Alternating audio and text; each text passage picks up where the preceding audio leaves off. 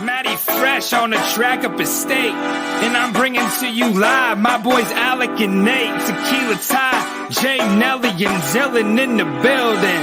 So kick it back, pour the drink. We chillin' because I'm boozing and betting and ballin' like I'm 2-6 in the blue kicks. Watch me move quick. Yeah, this the blueprint. So who's getting involved? Welcome into the show. This is Booze, Bets, and Ball, baby.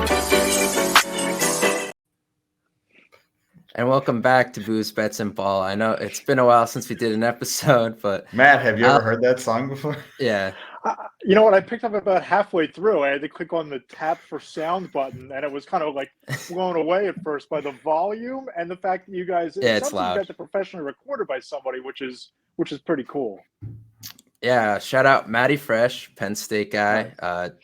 He's the guy who did the Trace McSorley and the Saquon Barkley songs.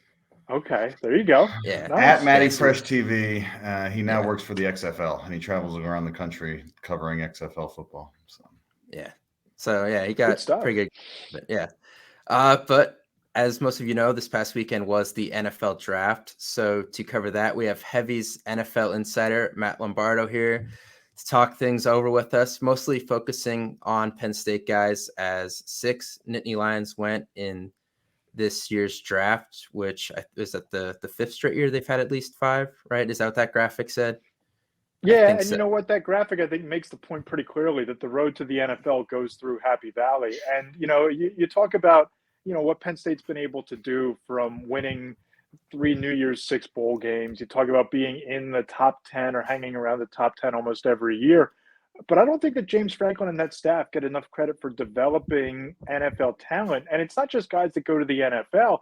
Micah Parsons, you build a case through most of last year, Defensive Player of the Year. Pat Fryermuth, a consistent contributor with the Pittsburgh Steelers. Odafe Owe, double-digit sack guy as a rookie. And you look at the guys they sent to the NFL this year, and especially the guys that went off the board on Friday, they're going to be pretty big-time contributors for their teams right away. So I think that what's really interesting here is that next year's class could be even stronger for Penn State. So they're definitely a team to watch, not only as a potential playoff team in college football, but as a team that's really going to be a top storyline in the NFL draft in 2024. Yeah, PFF just put out their first mock for next year, and they had 3 Penn State guys in the top 20, which definitely seems plausible, although there might be an argument that Chop Robinson comes back for a 4th year. I guess we'll just have to see how the season plays out. But yeah, like you said, a lot of the guys that Penn State's had drafted early. Now, Parsons was the number 3, number 4 player in his class, but it's guys that have been a little under the radar, like Justin Shorter, who we talked about before we came on here, who ended up transferring to Florida, ended up as a 5th round pick. And Ricky Slade, another former 5-star, isn't even playing football anymore, I don't think. It's been, Jahan Dotson, a 4-star, but not someone a lot of people saw as a top 20 pick when he came to Penn State for sure. And I think that they have shown the ability to develop guys a little under the radar. I know some people scoff when they get a 3-star in the recruiting class. I mean, and we talk about next year, Oyul Fashanu, 3-star guy, and now all of a sudden he's projected top 5 pick next year. Yeah, he could be the first non-quarterback chosen. I mean, it could go Caleb Williams and Olu Fashanu, or, Caleb Williams, Marvin Harrison Jr., and then Olu somewhere in that top 5. So, yeah, I think that, and the name we barely mentioned here is a guy named Saquon Barkley, who obviously in a little bit of a contract situation with the New York Giants, given everything going on with the franchise tag.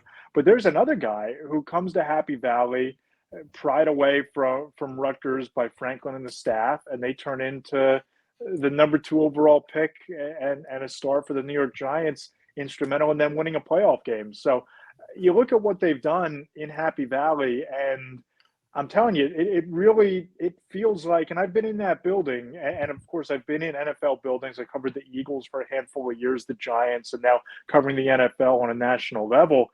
You walk into that facility and it feels like an NFL building, from just the vibe of the mood of the coaches, the caliber of the coaches, the amount of time they'd spend breaking down film. It's, people talk about the Ohio States and the Michigans and the Georgias. Penn State's knocking on that doorstep, and I think that this is the year in a lot of ways that they're going to be breaking through. Yep, I think everybody's looking forward to next year anyway. And like you said, I think the results on the field even this year demonstrate the talent that they have, right? To go 11-2, and when the Rose Bowl is not coming without significant talent, I think there is you're talking just generally about who is doing the best at developing kind of say lower star talent into top tier NFL talent. And there's on the MGO blog from a little while ago, Penn State's right up there. I mean, with the likes of Michigan, Georgia, and Iowa somehow. So, well, not somehow. Iowa makes defensive players. Yeah, it's definitely paying off. And if you are one of those kind of mid-tier, 4-star, upper 3-star recruits, like Penn State has demonstrated that they can turn you into an NFL player, especially if you're a safety from Lackawanna Junior College. Yeah, we could definitely talk about Jerry Brown a little bit. I did want to start with Joey Porter Jr., though, the first Penn State player taken this year, who came one spot from being the first Penn State cornerback taken in the first round of the NFL draft. He is still the highest selected Penn State cornerback, and I think it's by 35 spots or something like that, which just seems crazy to think about. But are you surprised the Steelers waited for him until the second round? Do you think they kind of knew he'd still be there? Were they the only team really locked in on him? It kind of got that feeling that it was Steelers or bust for him. Yeah, like I think that there was a feeling because of the connection with his father, Joey Porter Jr. I think a lot of people looked at the Steelers in round one, where they would pick 16 or something in that area, that could be a landing spot for him.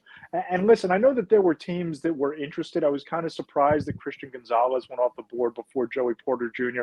But talking to people inside the league after Thursday night going into Friday, he was as close to the consensus as the number one player on the board as I could come across. I talked to 5 or 6 people in 5 or 6 different buildings, and the name that kept coming up was Joey Porter Jr. And I think it just so happened that the Steelers had that first pick in round 2 at 32 overall, which would have been a first-round pick had it not been for the Miami Dolphins having to forfeit it because of violating the practice rules of OTAs. But I think that if the Steelers hadn't picked Joey Porter Jr., I think there's a good chance he would have gone off the board somewhere in those first 2 or 3 picks of day 2. And as far as the fit goes, I love the fit in Pittsburgh, not only because of the connection with his father, but I think schematically it's a good spot for him. And I talked to Joey Porter Jr. The day before the draft, actually, and he mentioned that Patrick Peterson was one of the cornerbacks that he modeled his game after growing up. And now he's going to get to line up opposite of Patrick Peterson in that defense. So I think it's a good spot. Obviously, with their system, with their scheme, with the fact that it's home, I think that makes it an even more opportunistic landing spot for Joey Porter Jr. to see some immediate success in the NFL. Yeah, for sure. I guess not really a Penn State guy anymore, but he did go the pick right after Porter. So I guess we have to talk about this. But Will Levis, was that more media hype and NFL teams never really believed they were taking him in the top 10 picks or the first round overall? Was that more media made up, or was there actually a surprising drop there, do you think? Yeah, I never got the sense that Will Levis was going to go top 10. I know there was, the leak on Reddit the day before the draft, or 2 days before. Will Levis said that he some friends of Will Levis, he told them he was going to go number 2 overall or even number 1 overall to the Carolina Panthers. That was never going to materialize. I'm not really sure where that hype train started from, but going into round 2, again, texting some people around the league, nobody was really surprised that Will Levis fell. I think that was kind of the expectation. And talking to people going into the draft, there was a real feeling that people in the media and fans were much higher on this year's quarterbacks than the teams were. And now that turned out to be a bit of a smokescreen, because you saw Bryce Young, C.J. Stroud, and Anthony Richardson all go off the board in the top 5. But I think that there was a pretty dramatic drop-off from Will Richardson to Will Levis to the rest of the quarterbacks. And, Tennessee, they were a team that when you're putting together your mock draft, if you were trying to wedge him into the top 15 picks, that the Titans were a landing spot anyway. So they got him in round 2. That's probably better value. They don't have to worry about the 5th-year option there. And, if from Will Levis, from his perspective, look, you're going into a situation where they've kind of reached the end of the road with Ryan Tannehill, it sounds like. So I think there's going to be a very open competition between Will Levis and Ryan Tannehill for that starting job. And I think that, you think back to when Carson Wentz was chosen number 2 overall by the Eagles. Sam Bradford was traded the week before the regular season opener because of the injury. I believe it was Teddy Bridgewater got hurt in Minnesota. Sam Bradford got traded 6 days before the opener. I could see a situation where Ryan Tannehill could be dealt in training camp to a team that needs a veteran quarterback, and maybe Will Levis gets elevated to the starting spot, but it just seems like they're looking at him potentially as the future, but they weren't ready to commit a first-round pick to finding out if he can be an NFL quarterback.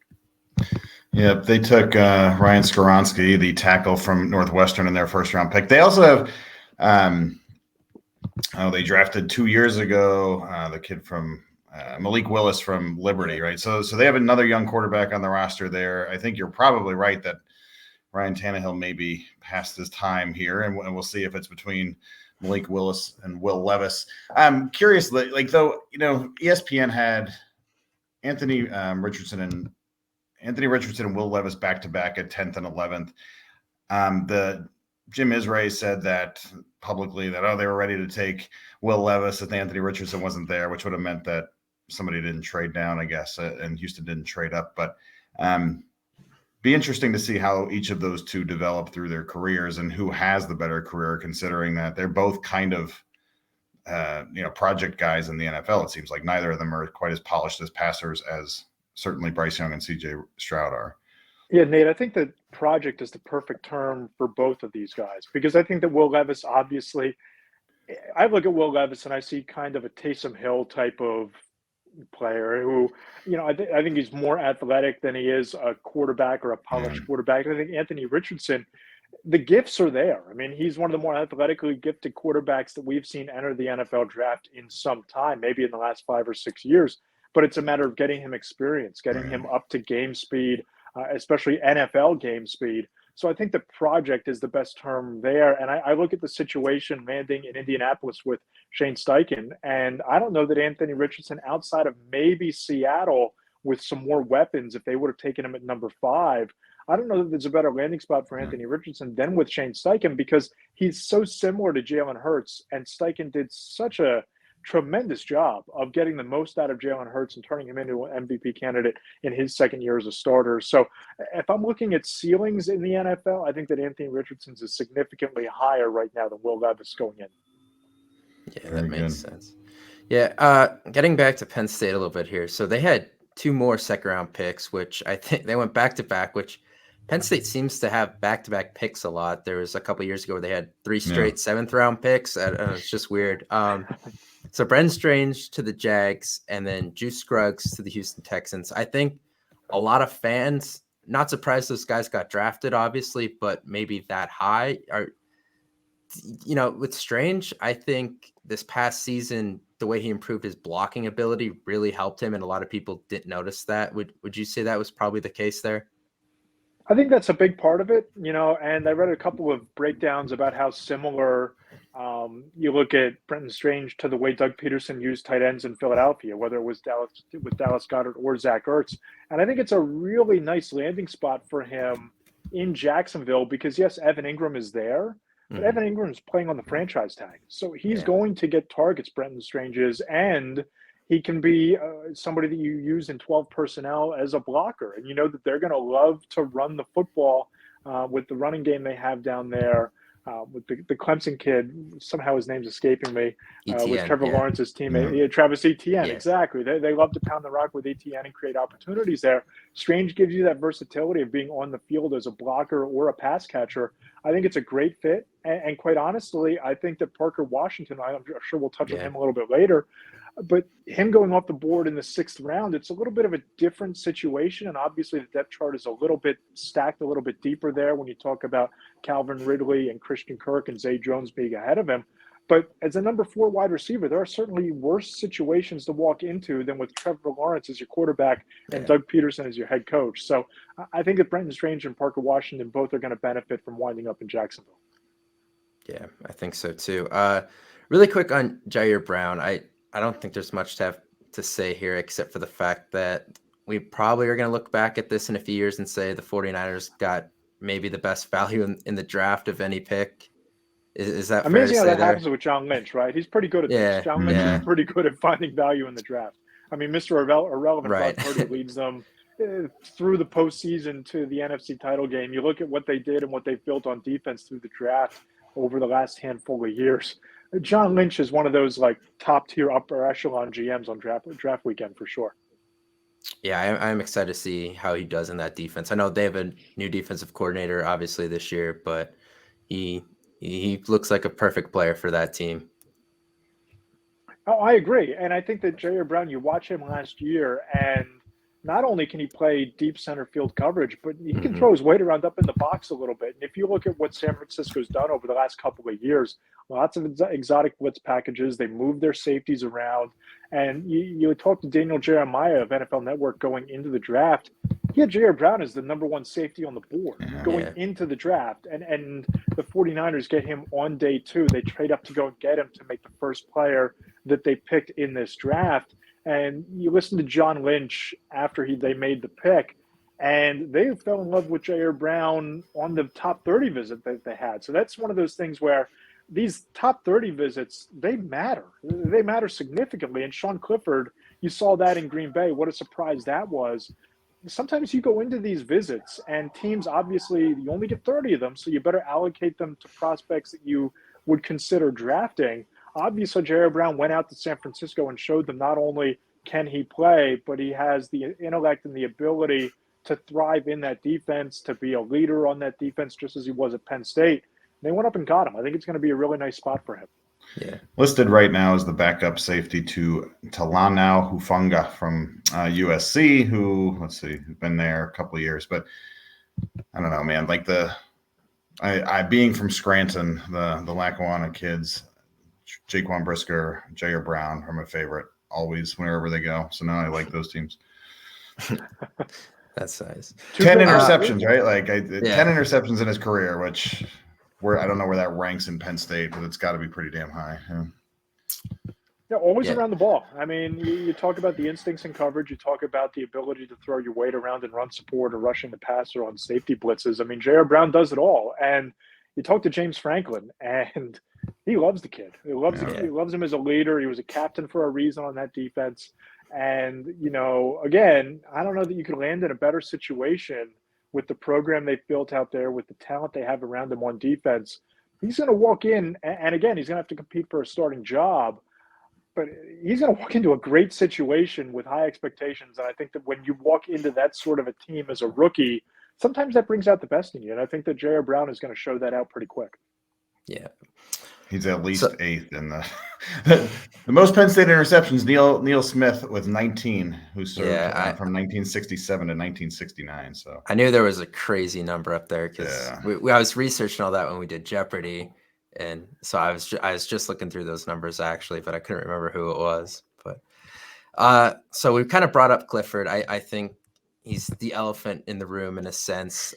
One of the most controversial draft picks, I think, of the entire draft. Just a lot of people thought he would have been available as an undrafted free agent and that Green Bay shouldn't have used a pick on him. But, it's just teams overvalue the quarterback position now more than ever. I think it was the most quarterbacks taken within the first 5 rounds that this draft or something like that. Is it just teams want that Brock Purdy just in case, maybe it happens, or, people sleeping on Clifford a little just because of how much experience he has, that, that's something that brings some value to the table. I mean, he is older than Jordan Love, which is kind of funny. And Matt, before you say anything, Alec is a diehard Green Bay Packers fan, so you're either going to make him happy Sean or very Clifford sad. Guy, from what I've gathered too, right? Yeah. A pretty big Sean Clifford guy. I was going to say, do I get to make the Sean Clifford experience joke? I mean, yeah. Look, you look at Jordan Love, and obviously today, before we record this, they sign him to that extension, take the 5th-year option off the table. They take a lot of pressure off of him. This is a depth play by the Green Bay Packers. And again, I think Jordan Love has shown a lot of promise. And talking to a couple people for my national NFL column that runs on Wednesdays, the feeling is Brian Gutekunst is all in on Jordan Love, and they want to see him succeed. I don't get the sense that the Green Bay Packers ever were interested in rushing out and bringing in a veteran backup and you survey the landscape, who's out there? Carson Wentz via free agency, trading for Ryan Tannehill. You're not going to do that. So you look at the draft, and Sean Clifford at 24 years old, won the Rose Bowl, played in a lot of big-time games at the college level, obviously has a chip on his shoulder when you watch him go through the pre-draft process of being not invited to the combine, has the work ethic. Obviously, everybody around the Penn State program speaks really highly of Sean Clifford and the leadership ability. It feels like this was a pick where if you're not going to go and get the veteran, get the college quarterback with experience from a big-time program who can come into that room. He's not going to push Jordan Love for the starting job, but if Jordan Love separates a shoulder, tears an ACL, you at least know that Sean Clifford can hand the ball off. You at least know that Sean Clifford isn't going to be overwhelmed by the moment because of the big moments that he was in at Penn State. And obviously he's going to be motivated to play at a high level. I don't think anybody has any, delusions of grandeur that Sean Clifford is going to wind up being a Pro Bowl caliber starting quarterback. But there's no reason he can't be one of these quality backups who, whether he sticks in Green Bay for his entire career or becomes a Chase Daniel, Alex Tanney type, where teams that have young quarterbacks, he's the guy in the room to help coach and be the reliable veteran backup when called upon. And that's a nice little niche for a guy. Hell, his ceiling might be higher than that. I think that he's competitive enough to push himself to be more than that. But if that's the floor, in a year where there aren't that many great quarterbacks to be had, and you have a need for depth, why not take Sean Clifford in the 5th round? What are you losing? What are you investing in? Right. There's not a lot here, but I would be willing to bet he has the best NFL career of a Penn State quarterback since Kerry Collins, which isn't saying a lot, but it's been, 30 years or something, right? So it's a while. And still younger than Stetson Bennett. So not right. And by a year. Yeah, there are a lot of old quarterbacks in this draft. That's the good old COVID year. A lot of guys in this draft were a little older.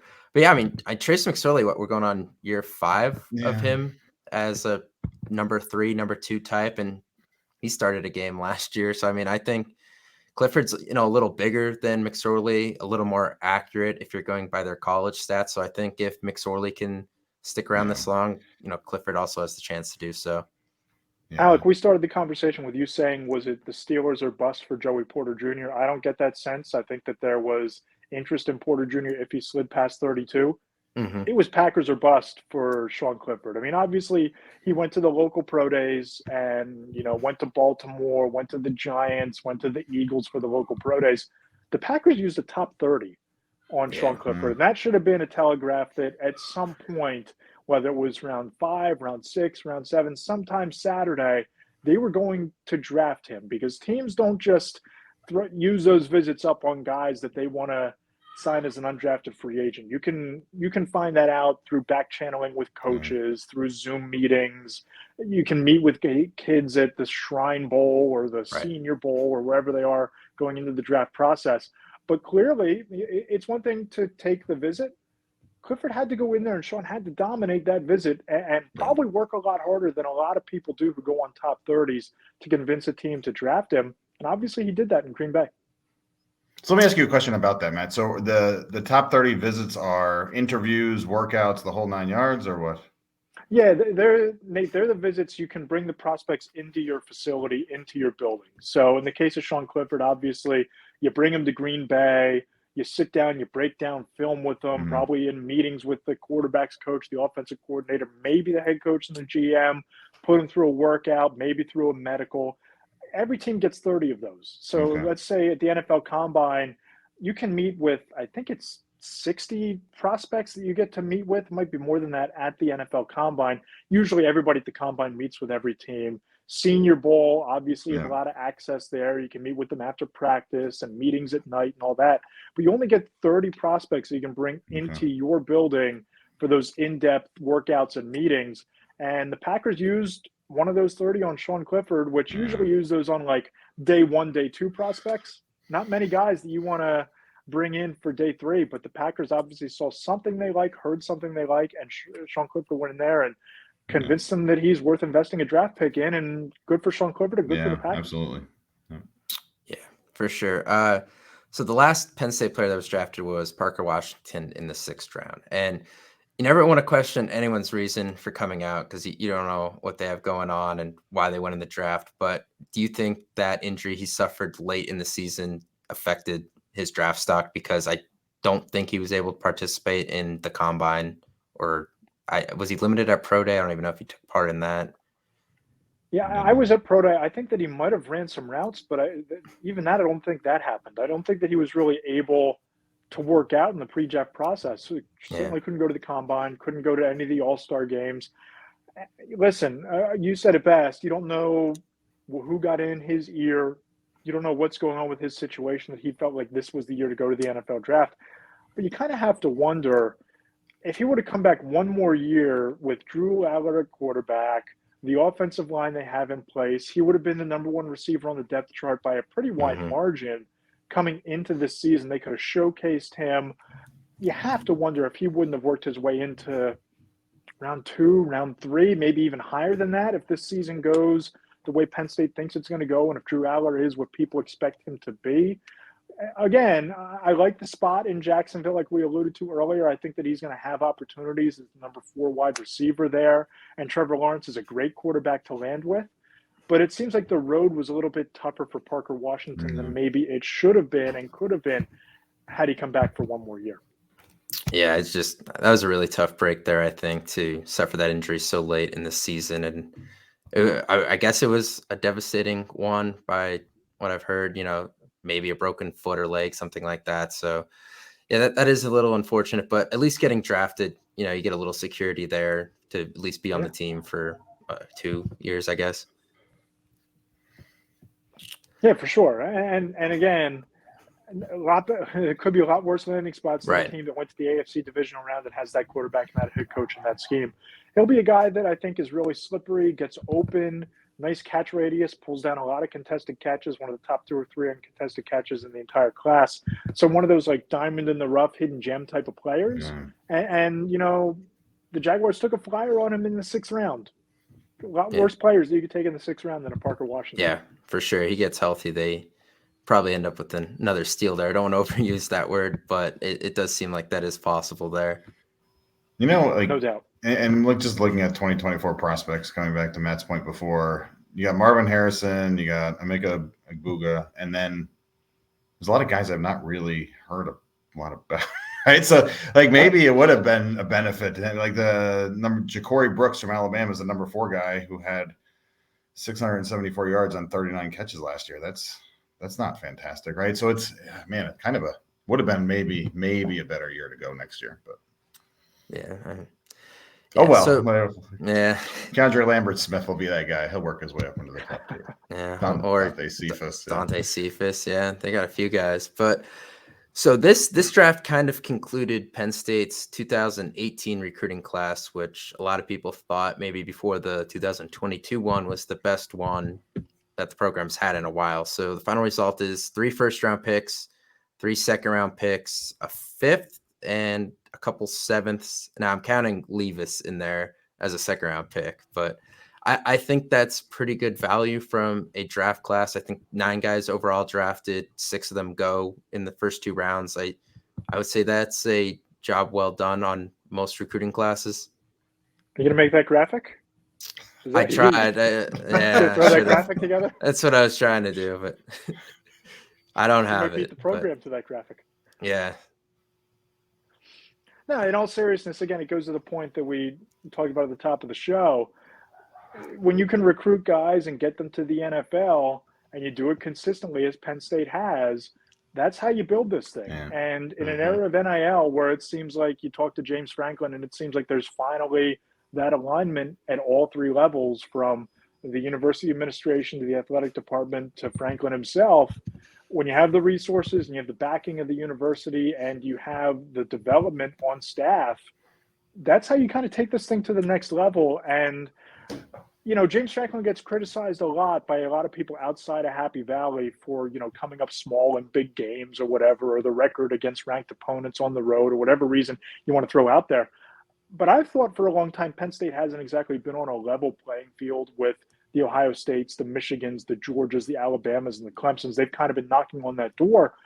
This is the first time that James Franklin has all of the resources that you need to compete with those programs. The alignment is there. They've started to get their act together a little bit more in NIL. When you keep sending guys to the league, when you recruit a quarterback like Drew Aller, when you get one, and if he leads them to the playoff, or if Drew Aller gets drafted in the top 2 or 3 picks in 2 years, all of a sudden, now you're going to get the next 4 or 5-star quarterback. Now you're in the mix for, all of the top talent coming in because they want to play for that quarterback, for that head coach that gets to the NFL. So again, maybe I'm drinking too much blue Kool-Aid here, but it feels like the playing field is evening out a bit, that Penn State has caught up to some of these programs from a spending and a resource standpoint. And it seems like this is that year when you think about, 2018, the good program to elite program. It feels like you're starting to crack through into that elite tier, and a big part of that is continuously sending guys to the NFL and getting them drafted early. And that, going back to that year, right, that I think 2019 was Brian Bressie and some of those other guys that they kind of missed on, who would have been that kind of push to elite. But yeah, it seems like now, Ohio State has problems this year potentially at quarterback. Alabama's got huge problems at quarterback. Georgia's head and shoulders above everybody, and you got a little bit of, looks like a logjam with LSU, Florida State, Penn State, right? So this can be a year where if they can get past the hump of either Ohio State or Michigan, should make a push for the playoff. Yeah, no doubt.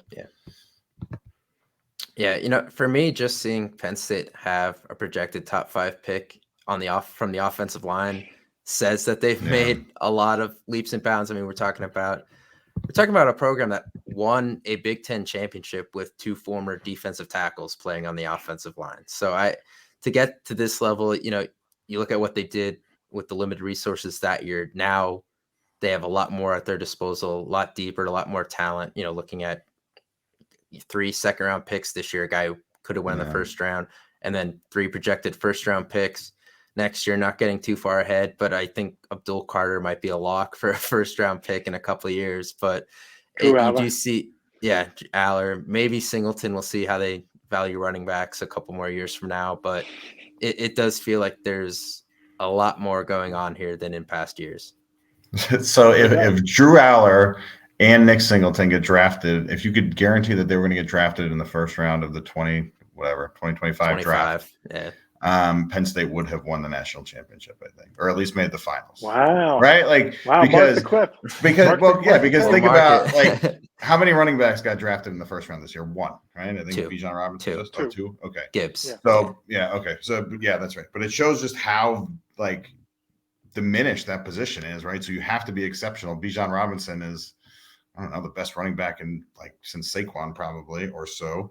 And then if you have a quarterback to match that, that means they're, both sides of both aspects of the offense, running and passing, are clicking really well. So and you throw Abdul Carter in the mix, and Kalen King, Danny Denise Sutton, and who will be eligible at the same time, right? There's a lot coming out at that time. So then in 2026 they'll suck, but for that one year. It's okay if you suck. You just want to do what Florida State did. Or you'll have expansion by then. You'll be in the playoff by then as the number 11, 12 seed instead of the 4 seed. Yeah, definitely looking forward to that. They just dropped the schedule to that yesterday, I think it was actually, where the semifinal games are going to be on Friday and Saturday, or Thursday and Friday, so they don't leap over with the NFL playoff games. So you pretty much get a Thursday to a Sunday of playoff football, which will be fun to watch. Yeah. And I like it for the team. So the teams that get the bye get that extra whatever, 2 weeks, 3 weeks off, I guess. But you don't really punish the teams that don't get the bye by pushing them, week after week after week. So they would get 10 days off after the conference championship games, and then another 10 or so days off until the quarterfinal game, I guess. So it's good for both. It works out for everybody, I think. Yeah, for sure. All right, so that's going to do it for this episode. A huge thank you to Matt for coming by. It was great to get your insights on not just the Penn State players, but the draft overall. We will be back, I don't know, a couple weeks maybe. Justin had a Latin exam or something, so he'll be around. Tyler's moving, so we're going through some things here. So we do appreciate Matt filling in to, take up some Dude, I enjoyed it. Thanks, Matt's space. got more followers than all of us put together times 5. So yes, we really appreciate Yes, Matt's we do. insight and graciousness today. Please. Yeah. So Had a lot of fun, guys. thank you. All right. Thanks for watching, everyone.